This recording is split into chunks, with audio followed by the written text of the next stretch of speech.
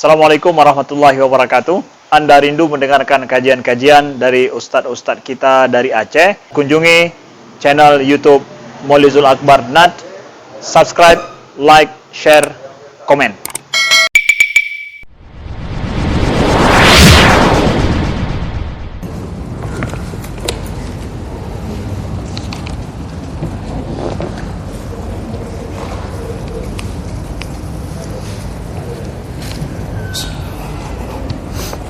Assalamualaikum warahmatullahi wabarakatuh.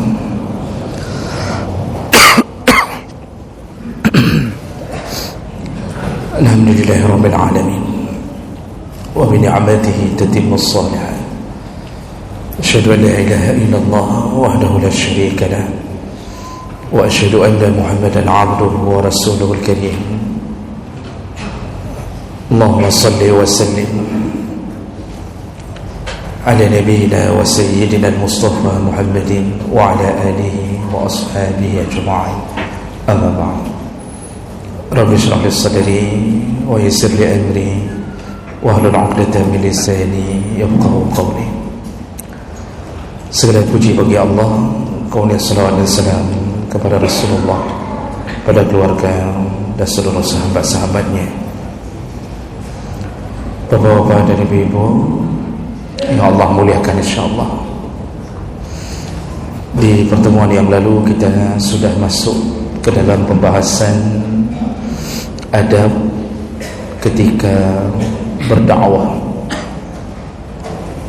yaitu adab atau etika ketika mendakwahkan kebaikan kepada orang lain atau beramar ma'ruf. Dan kita sudah bahas di antara adab yang paling utama yaitu lakukanlah dakwah ikhlas karena Allah Subhanahu wa taala. Jangan berharap dunia. Orang yang memikirkan akhirat, maka dunia akan datang kepadanya. Tapi orang yang memikirkan dunia, belum tentu akhirat akan menjadi miliknya. Artinya tidak ada jaminan keselamatan bagi orang yang mendakwahkan agama tapi mengharapkan dunia. Bahkan ada hadis yang menyebutkan orang-orang yang menuntut ilmu karena ingin mendapatkan dunianya, maka Allah haramkan untuk mencium bau surga. Kemudian kita juga sudah membahas yang kedua di antara adab sebelum berdakwah, hendaknya seseorang berilmu. Kalau hanya dakwah secara umum mengajak kepada kebaikan dibolehkan, tapi tentunya ketika masuk kepada perkara-perkara yang detil, janganlah berani berfatwa kecuali dengan ilmu, karena akan menyebabkan kesesatan pada umat. Bahasa hadis balighu anni walau ayah,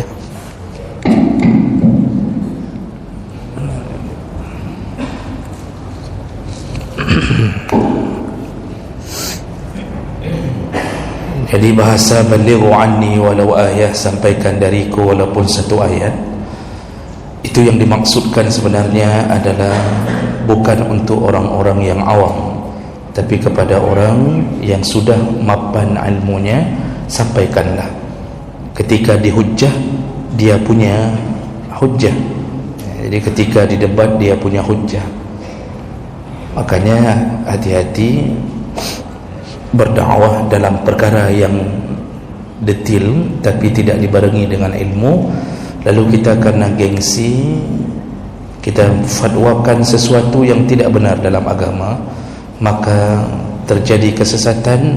Dan apabila dosa terjadi pada umat, maka kitalah yang menanggung akibat fatwa kita. Baik, kita lanjutkan adab yang ketiga. Berikutnya, amalkanlah ilmu sebelum berdakwah. ya, al-amal ba'da al-ilmi, beramallah sesuai dengan ilmu lalu engkau dakwahkan. Makanya Allah Subhanahu wa taala mengatakan, atamuruna an-nasa bil birri wa tansawna anfusakum wa antum tatluna al-kitab afala ta'qilun. Apakah engkau menyuruh orang-orang berbuat baik lalu engkau melupakan dirimu sendiri, sedangkan engkau paling paham tentang kitab? Ini ayat ini ditujukan untuk orang-orang Yahudi, Bani Israel. Mereka sering berbicara, mendakwahkan kebaikan, tapi mereka sendiri tidak melakukannya. Maka Allah marah. Allah mengatakan, kalian mendakwahkan kebaikan untuk orang lain, tapi engkau sendiri tidak melakukannya. Engkau lupakan dirimu. Makanya kadang-kadang tipe Bani Israel ini melekat pada orang-orang yang punya keberanian berdakwah, tapi juga dibarengi dengan kebohongan. Dia sendiri tidak melakukan. Dalam ayat yang lain Allah katakan, kabura maqtan 'indallahi an taqulu ma la taf'alun.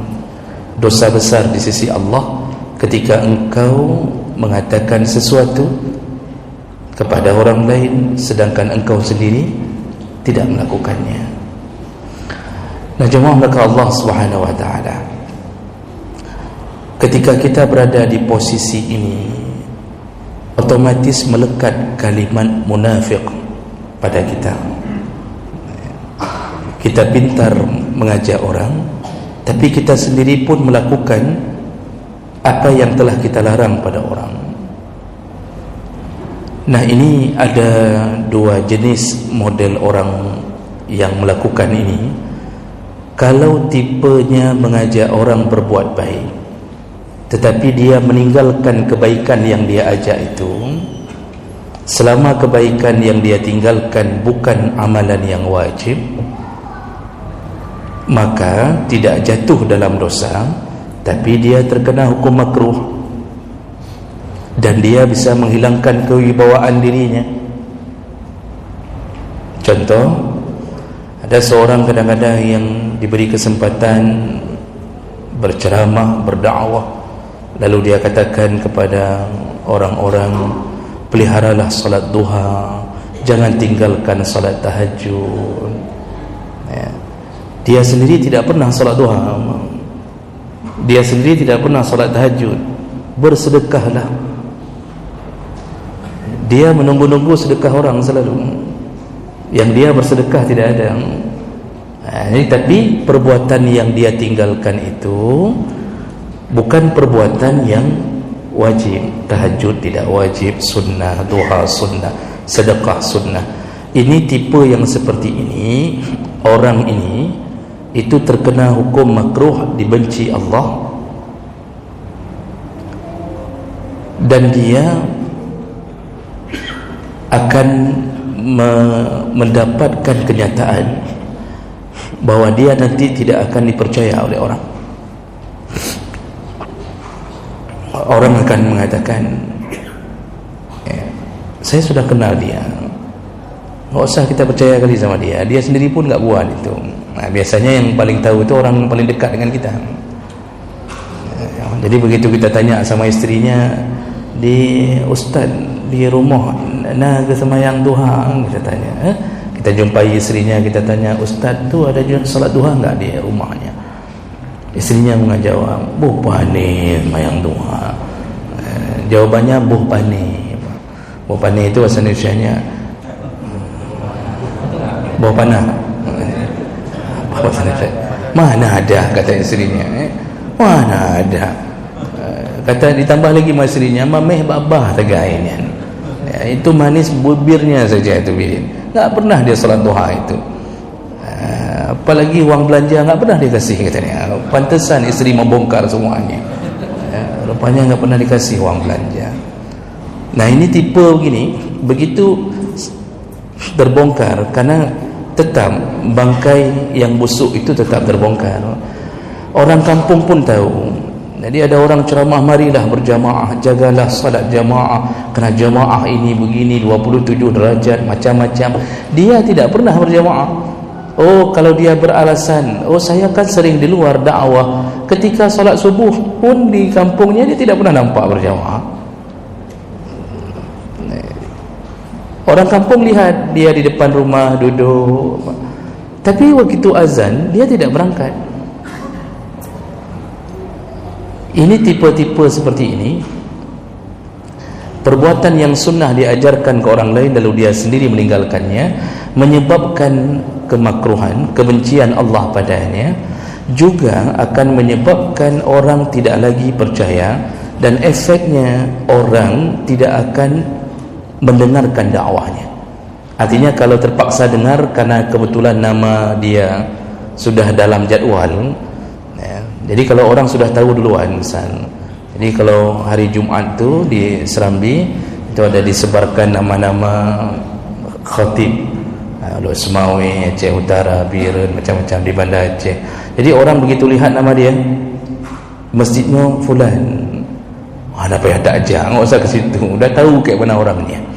Nah ada itu, bohong semua dia itu. Jadi ini akibat pertama. Engkau dakwahkan kebaikan ke orang lain, engkau lupakan dirimu sendiri. Dan tipe ini di akhir zaman ada, Pak, dan banyak. Kerana Nabi pernah mengatakan dalam salah satu hadis, di akhir zaman itu akan bermunculan para pembicara, sedikitnya para ulama, orang yang alim, yang ulama beneran sedikit, yang banyak para pembicara, pintar bicara tapi tidak pintar beramal. Karena kategori ulama, orang alim yang mengamalkan ilmunya, itu kategori ulama. Tidak layak disebut ulama kalau hanya pintar membaca kitab, pintar bahasa Arab, pintar hafal Quran, tapi tidak diamalkan, itu tidak disebut ulama. Walaupun kita kadang-kadang terlalu over, berlebihan, ya, berlebihan memberi gelar. Padahal waktu ada pemelikut, nampak berdua kalimah ulama itu sama dia. Jadi jemaah belakang Allah itu tipe pertama. Tapi tipe kedua, mengajarkan sesuatu pada orang lain yang sifatnya wajib atau meninggalkan sesuatu yang haram. Dia sebutkan, ya, jangan berzina, jangan makan riba, jangan ini, jangan itu, yang wajib dia tinggalkan, tapi dia sendiri melakukannya. Dia sendiri meninggalkan salat tapi suruh orang untuk salat wajib. Dia sendiri tidak salat subuh tapi dia mengajak orang untuk salat subuh. Tipe ini bukan makruh, dia masuk ke dalam dosa besar. Dan ini pelaku dosa besar, fasik. Orang fasik tidak boleh dijadikan, makruh dijadikan sebagai imam salat. Kita ini kadang-kadang sudah tahu orangnya fasik, orang malam bak kedai kopi, di tangannya main game judi online, temannya adalah kakek tua berbaju merah, kata orang. Tapi kemudian pagi jadi imam, salat isya dia imamnya, pulang main game judi online. Ini pelaku fasik, selayaknya tidak dijadikan imam. Jangankan imam, dalam tuntunan fiqih, menjadi muazzin pun makruh orang yang fasik. Jangankan menjadi imam, menjadi muazzin pun makruh orang yang fasik. Dan jawab mereka Allah Subhanahu wa taala, pelaku dosa besar ini memang mungkin dia menutup aibnya dengan pakaian, kain sarung, jubah, kopiah, kadang-kadang kegantung rida, tertutup aibnya. Tapi di rumahnya orang tahu aibnya, isterinya tahu aibnya, anak-anak tahu aib ayahnya. Ayahnya tidak salat subuh, isterinya tahu bahwa ayahnya pinjam uang melalui bank dengan sistem riba dan tidak bertaubat sampai hari ini. Di kantornya anak buahnya tahu bahwa dia sering tanda tangan bon kosong padahal tidak pernah pergi ke mana-mana. Jadi ada wang untuk perjalanan. Dia tidak pernah ke mana-mana, tapi tiap bulan dia tanda tangan untuk mengambil wang perjalanan. Jadi buat bon kosong, buat laporan kosong bahawa sudah ke bandar melakukan ini, sudah ke Medan melakukan ini, padahal di rumah hantar je tahu. Tapi pintar berdakwah.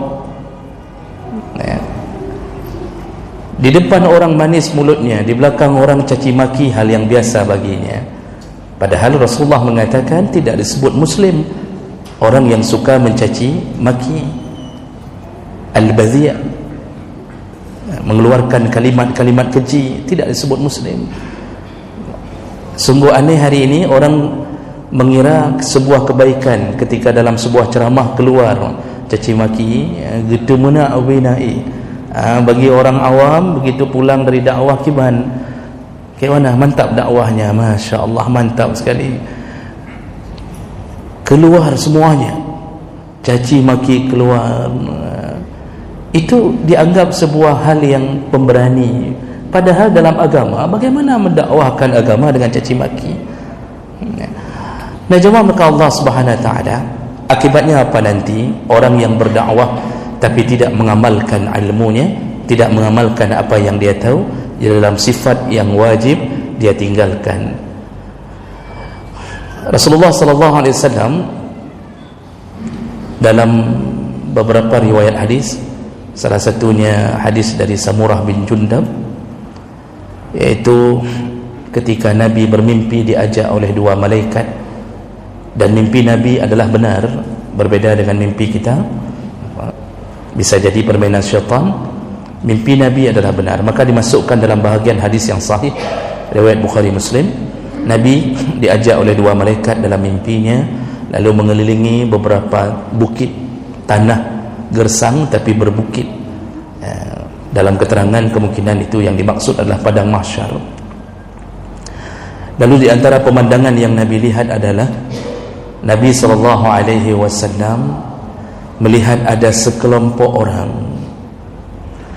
dicampakkan ke dalam neraka, dan ketika berada di dalam neraka itu ususnya terburai, usus terburai keluar. Ketika dicampak ususnya terburai dan dia berputar-putar sampai dililit oleh ususnya sendiri. Dalam bahasa hadis itu disebutkan seperti kuda yang menggiling gandum. Jadi orang Arab itu dulu kalau mau giling gandum, sampai sekarang orang-orang kampung di Arab itu banyak. Itu kalau mau giling gandum itu kan dibuat kayu, Pak, kuda disuruh putar. Jadi di tengah itu kalau orang kita jengki ya, tapi kita injak-injak kan. Kalau orang Arab disuruh putar kuda atau keledai, suruh putar, kemudian di tengah itu ada alat. Nah begitulah orang itu, dia berputar-putar, ususnya terus keluar sampai terlilit dirinya sendiri. Orang-orang neraka yang lain mendekatinya, lalu kemudian bertanya, ada apa dengan engkau? Kami saja tidak mendapatkan azab yang begini. Lalu satu orang di antara penduduk neraka mengatakan, bukankah engkau yang dulu menceramahi kami, engkau ajak kami berbuat baik, engkau suruh kami meninggalkan larangan ini dan itu? Itu dalam hadis. Jadi ada yang mengenalinya dari penduduk neraka. Lalu ditanya, engkau kan yang mengajak kami kepada kebaikan? Disitulah dijawab, benar, aku mengajak kepada kebaikan, tapi aku sendiri tidak melakukannya. Aku menyuruh kalian meninggalkan larangan, lalu aku sendiri melakukan larangan itu. Itu siksa. Itu dalam satu hadis. Dalam hadis tentang Isra Mi'raj, Nabi SAW dalam hadis riwayat Ahmad dalam Musnad Ahmad bin Hanbal, Rasulullah juga dinampakkan oleh Allah segolongan orang yang memotong-motong lidahnya dan bibirnya. Jadi gunting di tangannya, tangan mereka bergerak memotong-motong lidah dan bibirnya sendiri, sampai mereka berteriak, merasakan kesakitan yang luar biasa. Ketika hampir mati, dihidupkan lagi, dia potong lagi. Lalu Nabi bertanya kepada malaikat Jibril, siapakah mereka wahai Jibril? Jibril menjawab, itulah golongan umatmu yang dulu pintar berdakwah tapi tidak mengamalkan apa yang dia dakwahkan. Itu resiko, resiko menjadi penceramah, resiko menjadi seorang yang telah Allah beri kesempatan untuk berada di depan, di atas mimbar, lalu dia mulai mengeluarkan ayat dan hadis. Kalau dia sendiri tidak taat apa yang dia katakan, dialah orang pertama yang Allah siksa. Makanya jangan fikir bahawa pintar bicara adalah jalan keselamatan, tapi pintar beramal, sedikit bicara banyak amalnya, itu lebih baik.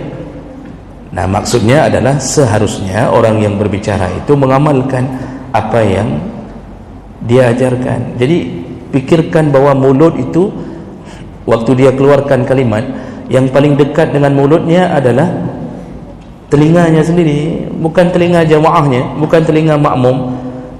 Mulut ini ketika nasihati yang paling dekat dengan telinganya sendiri. Dan ada bahasa istilah orang, ketika kita menunjuk-nunjuk dalam ceramah itu, satu jari tertelunjuk ke depan, yang lain semuanya mengarah kepada diri sendiri. Nanti kadang-kadang ada orang yang sering tidak mengamalkan apa yang dia ajarkan. Ketika ditanya orang, mandron bakal menahan, kenapa begitu ceramah kegop kok cara, apa jawabannya? Lung tugas ceramah kegop kan kedrolung. Itu jawabannya. Tugas saya menceramahi orang, bukan menceramahi diri sendiri. Maka muncullah karakter-karakter seperti itu, dan otomatis berpengaruh pada pendengaran kita makmum. Orang yang mendengarkan pasti akan merasa, apa dapat dihnya, apa kita dengar itu memang orangnya, padahal yang dia bawa kebenaran, tapi karena dia profil yang tidak benar, menyebabkan kebenaran itu seakan-akan tidak benar, padahal kebenaran itu tetap benar, orangnya yang bermasalah. Jadi jawab nak Allah Subhanahu wa taala, berhati-hatilah ketika seorang ayah mengajarkan kebaikan pada anaknya. Nak solat, pergi sana, pergi, udah azan, pergi solat. Oh, gede aju. Ayahnya langsung ambil rotan, buat dipeh-peh satu semua pintu anak-anak. Bangun. Sudah subuh. Pergi. Begitu. Masya Allah, luar biasa seorang ayah ini. Setelah anaknya pergi, ayahnya tidak solat. Ayah duduk di rumah. Jadi yang nampak di masjid anak-anak. Ketika kita tanya mana anak itu, oh ya, kena dengan ayah dengan. Jadi kami dipaksa, kalau enggak kami kadang tipak. Tapi ayah tidur. Begitu keadaan, begitu buruknya perilaku ayah ini. Ingatlah nanti, anak itu tidak akan pernah belajar dari perkataan. Anak itu lebih banyak belajar dari qudwah, dari amalan seorang ayah. Ayah yang pendiam, tapi ketika waktu salat dia tidak bilang apa-apa, dia cuma satu patah, dua patah kata. Memang pendiam, Pak. Dari lahir sudah pendiam. Lahir pun tak nangis dia. Ini dibit semua. Pendiam, tapi asal sudah waktu salat, dia cuma bilang wudu. Tapi anaknya melihat ayahnya memang taat, terbentuklah anak-anak ini menjadi anak yang taat, karena pandangan lebih kuat daripada lisan. Mereka yang mendengarkan, tapi ayahnya dilihat munafik, tetap tidak akan taat. Tapi ayah yang taat, kita enggak ngomong apa-apa pun, Allah beri keberkahan, mereka akan taat. Inilah yang patut kita jaga dalam berdakwah. Jangan jadi pribadi munafik, jarang pegah apa, hanya jarang membuat. Baik. Berapa menit lagi ada? 17. Baik.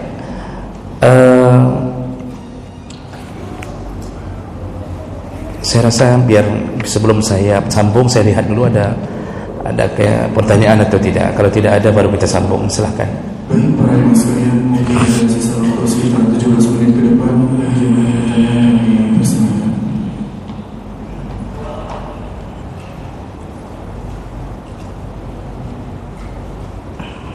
Kalau tidak ada, baru kita sambung. Tidak ada ya? Alhamdulillah. Begitu yang saya harapkan. Okey, kita sambung sedikit lagi, nanti kita buka lagi. Mungkin ada 5 menit terakhir, mungkin ada 1-2. Berikutnya, Adab berikutnya iaitu tertibul awlawiyat. Ketika berdakwah, ajarkan, dakwahkan yang prioritas. Artinya mana yang lebih dahulu harus diajarkan. Jadi berjenjang, berurutan. Allah Subhanahu wa taala ketika mengajarkan Nabi sallallahu alaihi wasallam dalam surat Al-Anbiya ayat 25, Allah katakan, wa ma arsalna min qablika min rasulin illa nuhi ilaihi annahu la ilaha illallah fa'budun. Jadi Allah katakan, kami telah mengirimkan nabi-nabi sebelummu wahai Muhammad, dan semua mereka pasti kami wahyukan untuk mengajarkan kalimah tauhid la ilaha illallah, lalu sembahlah, beribadahlah. Jadi ketika Nabi diutus, Nabi mengajarkan pertama sekali prioritas apa yang paling utama yang harus diajarkan, dan tidak ada khilaf bahawa akidah nomor satu untuk diajarkan. Ibadah berbarengan dengan akidah, tapi berikutnya akidah nomor satu. Semua para nabi mengajarkan akidah, mengajarkan bahawa Allah itu satu, tiada Tuhan selain Allah. Semua para nabi. Makanya dalam Al-Quran, Allah ketika ceritakan para nabi, Allah juga selingi bahawa dakwah mereka selalu mengajak kepada Tuhan yang satu. Ketika Nabi Muhammad diutus menjadi seorang nabi, seorang rasul, 13 tahun Nabi Muhammad tinggal di Makkah sebelum hijrah. Tidak ada ibadah yang diajarkan. Kalau kita baca sirah Nabawiyah, tidak ada ibadah yang diajarkan. Walaupun ada wahyu-wahyu yang telah turun untuk menyuruh untuk ibadah, tapi belum dilaksanakan.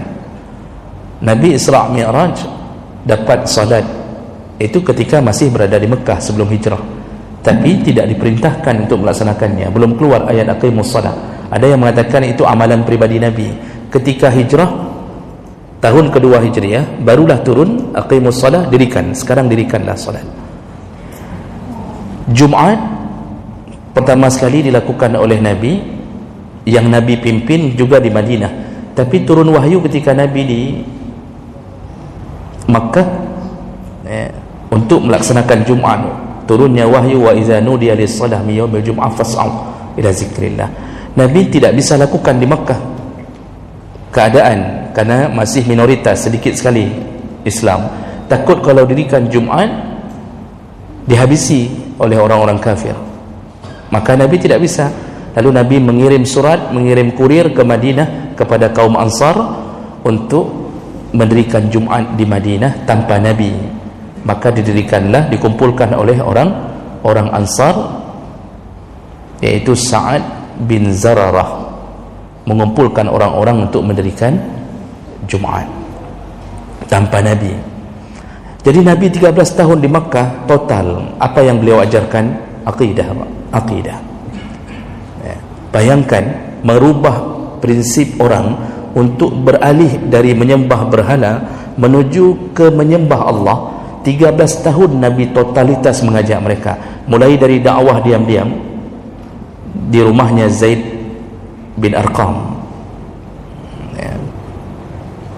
kemudian dakwah terang-terangan setelah turun surat Al-Hijr 94. Dan Nabi lakukan itu terus, mengajak orang untuk mengenal Allah Subhanahu wa taala. Kenapa harus begitu? Karena orang kalau sudah kenal Allah, orang sudah kuat akidahnya, sudah yakin Allah ada, sudah yakin bahawa malaikat ada di samping kanannya mencatat seluruh amalnya, sudah yakin bahawa Nabi adalah utusan Allah, yakin surga sebagai balasan bagi orang saleh ada, sudah disiapkan, sudah yakin neraka itu juga ada, sudah disiapkan. Ketika semuanya merasa yakin, maka terciptalah amal saleh dengan modal akidah. Makanya ketika di Madinah baru turun tentang ibadah, suruh salat, suruh puasa, suruh ini, bayar zakat, segala macam. Tidak ada komplain lagi dari sahabat, tidak ada lagi komplain dari orang-orang yang sudah mengenal Allah, karena mereka tahu lakukan Allah balas, lakukan Allah balas, walaupun mereka tidak lihat pahala. Kan kita tidak lihat pahala sampai hari ini, Pak.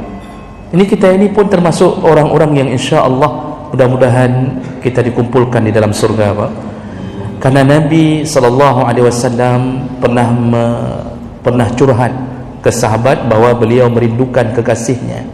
Beliau katakan, aku merindui kekasihku. Sahabat bertanya, bukankah kami kekasihmu ya Rasulullah? Rasulullah mengatakan, engkau sahabatku, bukan kekasihku. Engkau sahabat-sahabatku. Siapa juga kekasihmu ya Rasulullah?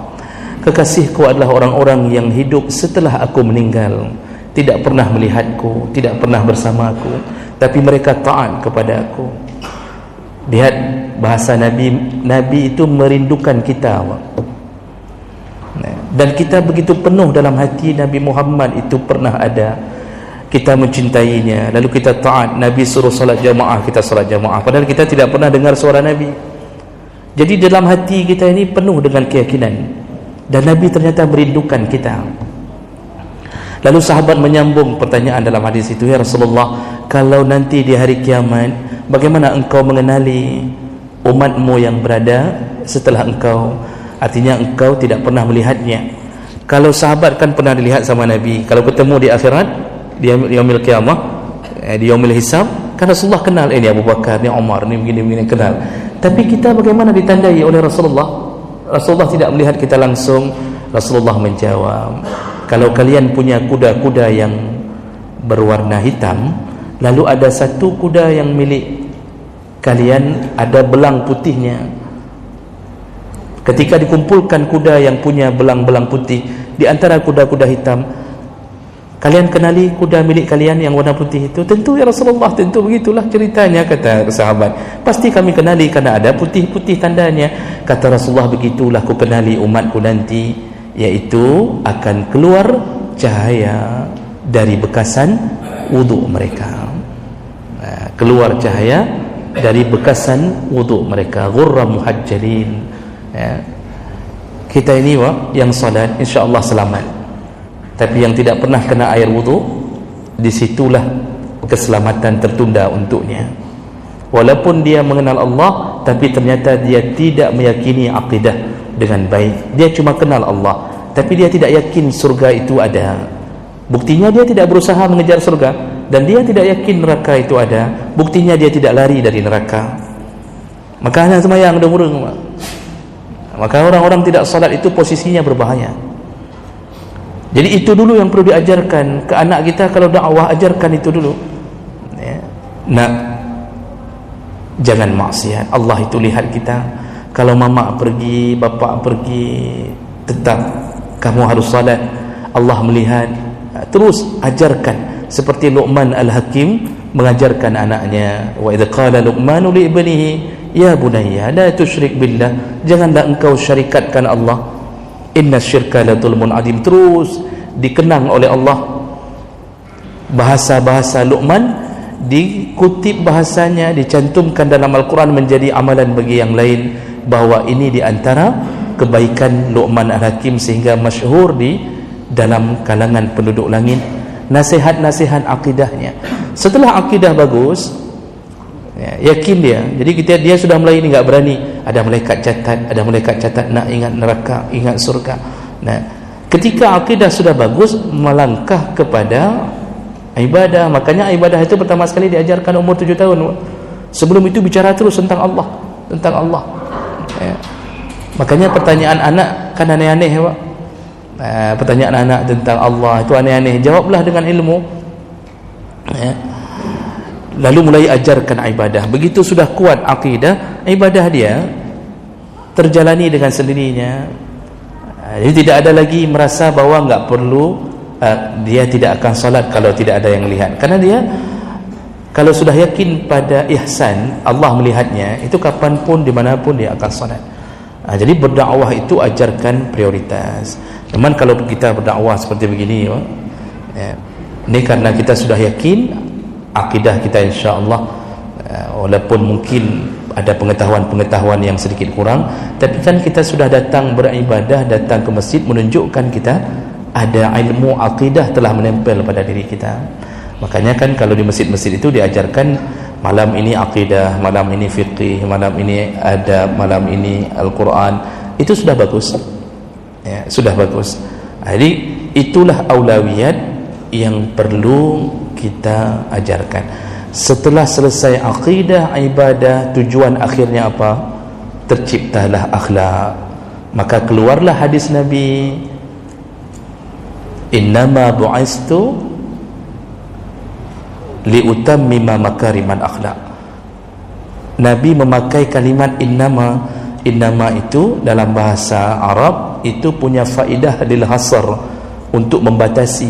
Maksudnya kalau sudah pakai innama, itu apa kalimat berikutnya, itulah tugasnya saja, tidak masuk tugas yang lain ya. Ketika Nabi mengatakan sesungguhnya hanya saja aku diutus untuk memperbaiki akhlak, berarti tugas Nabi utama itu. Namun akhlak tidak akan dapat kecuali orang mengetahui akidah dengan baik ya. Orang sudah bagus akidahnya, dia salat, keluarlah kalimat innas salata tanha 'anil fahsya wal munkar.